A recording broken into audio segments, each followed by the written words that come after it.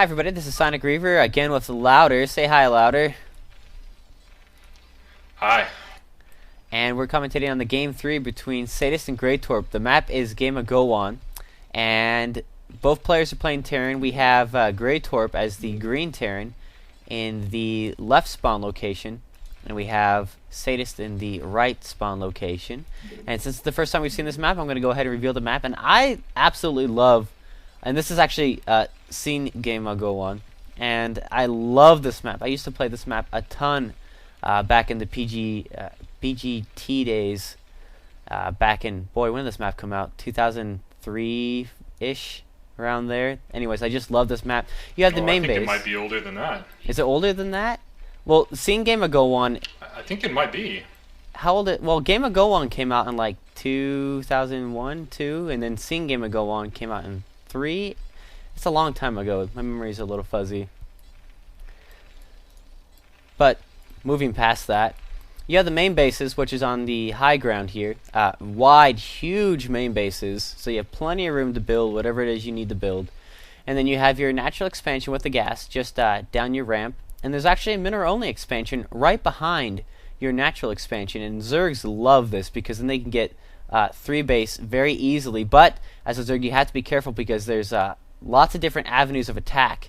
And it's very easy for other players to just skirt around your expansions and go right for your main base, or get to an expansion and get around your army very easily. And that also happens in all matchups. If you're just a little bit too greedy, you better be able to protect your expansions because the map, your choke is so open and there's all these ramps everywhere that it's easy for a player to get around you and harass. And then that's it. There's no other like expansions other than the main bases. So to speak, and the main base is, it's a 4-player map, so it's top left, top right, bottom left, ish. And we can see that both players building their barracks as close to the edge as possible. So as soon as they're done, they can lift those off and get them scouting in the opposite direction of where their SCVs went. We can see that Gretorp is going to be able to find Sadist a little bit sooner. He sent his SCV out just a little bit faster to try to locate where Sadist is, and actually Sadist SCV is on the way as well.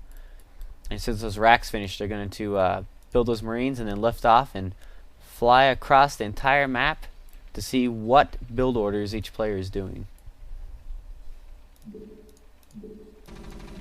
And I've never actually played a TVT on this map, so I'm not quite sure. If it's like any other TVTs, pretty much what you're going to see is lots of dropships,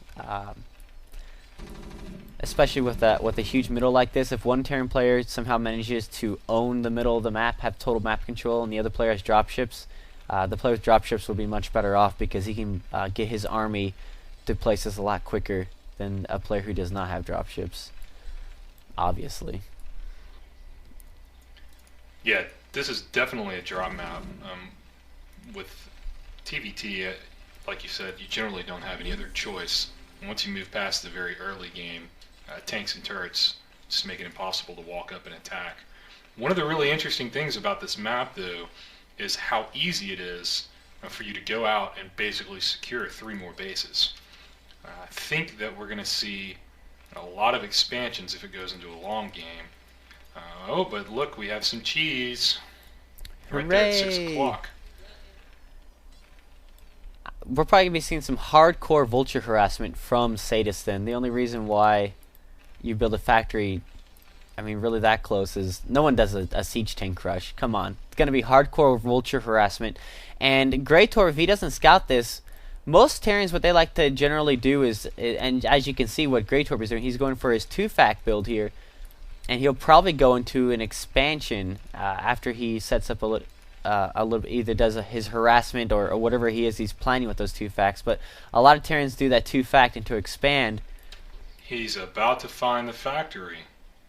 Oh, so he's actually scouting for it.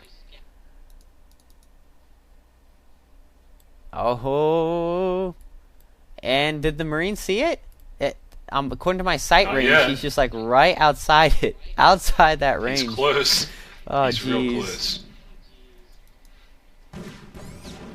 And actually, Sadist is going for the machine shop, so maybe he is going to go for it. He's researching siege, so he is going to go for siege tanks out of that, which is kind of interesting. Oh, there it is. Oh man, it's going to get scouted. Found it.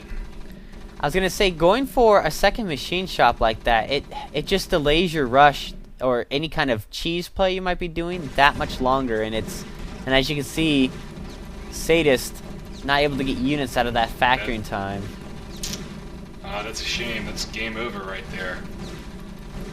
I think he might have been... So much for a long, epic draw for this. Yeah, so much for that. I think he would have been a little bit better going for the Vulture with mines and getting the 2-fact Vulture himself, setting up a little bit of a mine containment, and then getting that second add-on down there for the siege tanks. But because Gretorp found that factory so early, picking off that first siege tank just huge. And now Sadist is very, very far behind. Yeah, we've got 43 to 29 supply, and Sadist has no way to defend himself from these 4 vultures. And up, he GG's before the SCVs even have a chance to get picked off. So alright, going on to game 4.